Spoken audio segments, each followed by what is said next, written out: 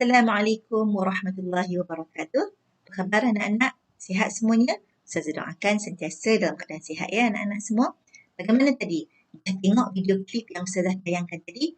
Apa perasaan anak-anak bila melihat suasana yang cukup menyamankan? Tentu seronok, bukan? Jadi itulah dia alam sekitar kita. Ya. Jadi pada hari ini insya-Allah kita akan sama-sama belajar mengenai apa dia anak-anak semua? Kita tengok di sini apakah yang akan kita pelajari. Ya, alam sekitar penenang minda. Tajuk yang ke-20 bagi bidang akhlak Islamiah. Jadi untuk tajuk ini, pelajar diharapkan akan dapat apa? Yang pertama, menyatakan dalil nakli tuntutan adab menjaga alam sekitar. Yang kedua, menerangkan adab menjaga alam sekitar. Dan yang terakhir, pelajar dapat merumuskan hikmah adab menjaga alam sekitar, memelihara serta memelihara alam sekitar secara beradab dan istiqamah. InsyaAllah ya para pelajar, kita teruskan. Ya, untuk pengetahuan para pelajar, Allah Subhanahu Wa Taala menuntut kita untuk menjaga alam sekitar. Apa buktinya? Kita tengok dalil nakli ini. Firman Allah Subhanahu Wa Taala, A'udzu billahi minasyaitonir rajim. Lahu ma fis samawati wa ma fil ard. Wa innallaha lahuwal ghaniyyul hamid. Surah Al-Hajj ayat yang ke-64. Bermaksud segala yang ada di langit dan di bumi ialah kepunyaannya. Dan sesungguhnya Allah dialah yang maha kaya lagi maha terpuji. Manakala dalil yang kedua, firman Allah Subhanahu wa taala, A'udzu billahi minasyaitonir rajim. Wa idza qila lahum la tufsidu fil ard qalu innama nahnu muslihun. Ala innahum humul mufsiduna walakin la yash'urun. Daripada surah Al-Baqarah ayat 11 dan 12. Bermaksud, dan apabila dikatakan kepada mereka, janganlah kamu membuat bencana dan kerosakan di muka bumi, mereka menjawab, sesungguhnya kami orang yang hanya membuat kebaikan. Ketahuilah bahawa sesungguhnya mereka itulah orang yang sebenarnya membuat bencana dan kerosakan. Tetapi mereka tidak menyedari. Ya anak-anak, ini dia dalil nakli, dua dalil daripada Al-Quran yang menyatakan kita mesti menjaga alam sekitar kita. Tahukah anak-anak sekalian maksud alam sekitar? Alam sekitar ialah segala benda hidup dan bukan hidup yang terdapat di sekeliling manusia. Cuba anak-anak tengok di sekeliling anak sekarang. Apa dia yang ada di sekeliling? Semuanya adalah alam sekitar. Dan satu lagi, adakah anak-anak tahu bila tarikh Hari Alam Sekitar Malaysia disambut? Ya, Hari Alam Sekitar Malaysia disambut pada 21 hingga 27 Oktober setiap tahun selama seminggu. Kenapa? Bagi meningkatkan kesedaran tentang kepentingan menjaga alam sekitar. Jom anak-anak, kita tengok lagi apakah dia adab-adab menjaga alam sekitar. Adab yang pertama, kita tengok. Kita dikehendaki untuk sentiasa mengekalkan ekosistem kehidupan flora dan fauna. Kenapa? Supaya tidak terancam dan pupus. Anak-anak tengok gambar harimau. Kita dikehendaki mengekalkan ya. Jangan sekali-kali kita nampak harimau, kita takut kita bunuh. Tidak sekali-kali ya. Sebab kita perlu menjaga alam sekitar kita, terutamanya binatang seperti harimau supaya tidak pupus. Cuba tengok ini, rama-rama yang cantik dan indah ini. Ya anak-anak, itu dia adab yang pertama. Manakala adab yang kedua ialah sentiasa memelihara dan memelihara alam sekitar dengan tidak melakukan sebarang kerosakan seperti penanaman semula pokok bakau. Ya, kenal pokok bakau. Ini gambar pokok bakau. Ini satu lagi ialah kita tengok bagaimana mereka menanam semula, aktiviti penanaman semula pokok bakau. Ini antara cara untuk kita jaga alam sekitar kita. Manakala yang ketiga pula ialah sentiasa berusaha mengekalkan kecernaan dan kebersihan alam sekitar. Bagaimana? Contohnya, kita bergotong royong membersihkan kawasan rumah bagi mereka yang tinggal di rumah dan juga di asrama bagi pelajar-pelajar yang tinggal di asrama. Kita bersih dan pastikan ia berada dalam keadaan bersih untuk alam sekitar kita hidup ataupun kita dapat menghirup udara yang segar. Yang keempat, kita tengok ya anak-anak, kita hendaklah sentiasa menjaga kelestarian alam seperti menjaga kebersihan sungai. Kita tengok sungai.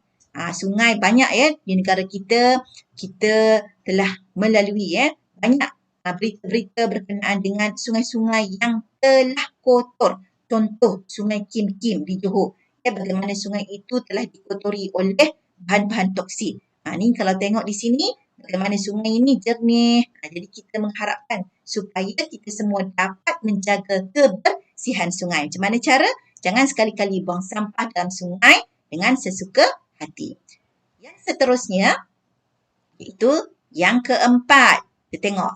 Caranya ialah sentiasa mengamalkan cara hidup yang mesra alam. Seperti amalan kita semula. Kita asingkan sisa-sisa buangan. Di mana kita letak kaca ataupun bahan kaca dalam tong yang berasingan daripada bahan kertas dan juga plastik. Telah disediakan di sekolah-sekolah pun ada. Jadi anak-anak kena prihatin buang plastik ataupun kaca ataupun kertas dalam tong yang disediakan. Seterusnya yang kelima, sentiasa berhemah dan tidak membazir menggunakan sumber air. Air jangan sekali-kali kita bazirkan. Kalau kita nak ambil wuduk, bagaimana kita nak ambil wuduk? Adakah dengan air yang laju? Buka besar-besar? Oh tidak. Pastikan bersederhana. Jimat dalam penggunaan air. Baik anak-anak. Sekarang kita tengok pula hikmah mengamalkan sifat istiqamah dalam kehidupan. Apakah dia hikmah tersebut? Yang pertama ialah melahirkan insan yang mencintai alam sekitar. Kenapa? Kerana menyedari tanggungjawab yang diamanahkan. Anak-anak tengok Ustazah warnakan warna merah. Perkataan kerana dia merupakan kata hubung daripada SUKA, suka. Jadi Ustazah minta sangat supaya anak-anak pastikan anak-anak letak kata hubung. Contoh kerana. Itu hikmah yang pertama. Manakala hikmah yang kedua, melapangkan fikiran dan menenangkan jiwa kerana melihat keindahan alam. Bayangkan anak-anak tengok suasana ataupun sekitaran yang bersih. Apa perasaan anak-anak? Tentu stres pun hilang. Rasa tenang, rasa nyaman. Itu dia yang kedua. Yang ketiga, hikmah yang ketiga ialah menikmati persekitaran yang bersih dan bebas daripada wabak penyakit. Kenapa? Kerana wujudnya pembudayaan cinta akan alam sekitar. Bila kita cinta ataupun kita suka alam sekitar kita bersih, maka kita akan menikmati persekitaran yang bersih serta penyakit pun tidak akan wujud. Contoh penyakit apa? Penyakit apa? Daripada nyamuk Aedes, penyakit denggi. Kerana apa? Kerana persekitaran ada air yang bertakung terlalu lama dan sebagainya yang menyebabkan wujudnya penyakit denggi ataupun demam denggi. Okey, hikmah yang keempat kita tengok dapat melestarikan alam sekitar yang indah. Kenapa? Untuk dimanfaatkan kepada generasi yang akan datang. Anak cucu kita akan melihat suasana alam sekitar cukup indah. Kenapa? Kerana datuk nenek dia jaga keindahan ataupun kelestarian alam sekitar. Manakala yang terakhir ialah dapat meningkatkan pendapatan. Kenapa? Kerana melaksanakan aktiviti ekopelancongan. Bila kawasan ataupun satu-satu tempat itu cantik, alam sekitar dia indah, maka di situ akan wujud aktiviti ekopelancongan. Okey, apa dia aktiviti ekopelancongan? Aktiviti ekopelancongan ini anak-anak ialah pelancongan yang berasaskan sumber dan pemeliharaan alam semula jadi. Anak-anak tentu suka kan kalau masa cuti pergi bercuti dengan keluarga di tempat-tempat yang indah, umpamanya di mana? Di bukit ataupun di tepi-tepi gunung. Ada homestay kat situ. Tentu menarik, seronok. Kita dalam keadaan yang bersih, indah dan tenang persekitaran dia. Itulah dia, pelancongan.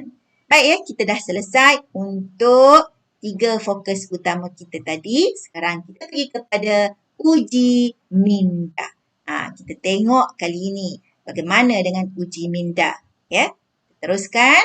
Anak-anak semua, Ustazah dah sediakan untuk anak-anak. Okey, nak tengok ni. Keratan akhbar. Ustazah ambil keratan akhbar ini. Kita tengok tajuk besar dia, ribuan ikan mati akibat sungai tercemar. Sungai yang tercemar menyebabkan banyak ikan mati tu kat bawah. Tiga orang ni adalah ikan anak-anak 3 budak tu dia tunjuk ikan tu mati di kampung mana, di rantau panjang. Ini cerita lama ni anak-anak Akhbar ni akhbar lama tapi tak ada masalah. Masih lagi berlaku kemungkinannya kalau kita tak jaga ekosistem ataupun kita tak jaga sungai kita. Soalannya, berdasarkan keratan akhbar di atas, huraikan pandangan anda tentang peranan masyarakat dalam menangani situasi tersebut daripada terus berleluasa.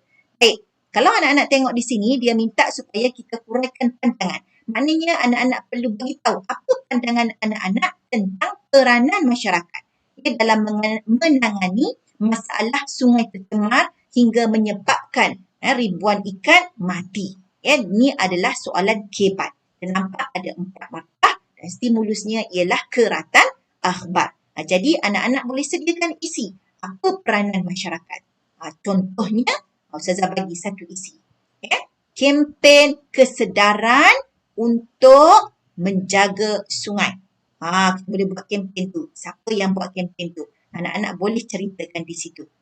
Di sini Ustazah bagi contoh tapak jawapan. Ada isi. Isi mungkin anak-anak boleh letak pada ruangan isi. Mengadakan kempen kesedaran cintai sungai kita. Lepas tu ada perkataan suka, boleh pilih supaya untuk kerana agar, kemudian huraian. Ustazah bagi satu isi, anak-anak boleh buat sendiri. Boleh cipta sendiri, kemudian boleh tunjuk kepada ustazah masing-masing ataupun ustaz masing-masing. Ustazah sediakan di sini tapak jawapan.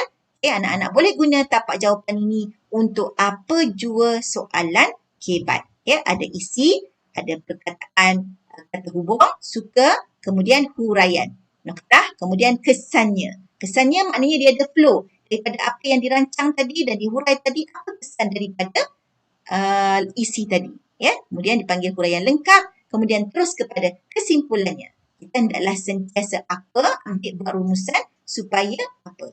Jadi anak-anak boleh guna tapak jawapan ini untuk soalan kebat. Saya rasa sampai di sini saja sehingga berjumpa lagi. InsyaAllah. Sekian. Terima kasih. Assalamualaikum warahmatullahi wabarakatuh. Semoga bermanfaat apa yang Ustazah telah sampaikan tadi.